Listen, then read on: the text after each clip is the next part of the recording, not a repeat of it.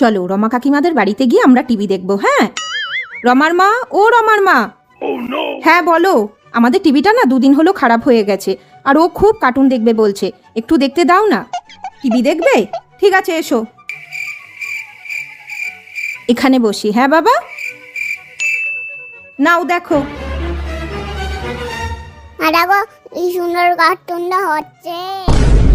মা বেটা টিভি দেখতে এসেছে, সব সময় এখানে চলে আসা। দাঁড়াও দেখাচ্ছি মজা। লাইনটাই অফ করে দি, তাহলে মা বেটা আর টিভি দেখতে পারবে না। দেখো এবার কত কার্টুন দেখবে। কারেন্ট চলে গেল তো, তোমরা আর কি করে টিভি দেখবে? এ বাবা, কারেন্টটা চলে গেল। যাও তাহলে বাড়ি চলে যাও। কারেন্ট তো চলেই গেল, আর কি করে টিভি দেখবো আমরা? চলো আমরা বাড়ি চলে যাই এবার।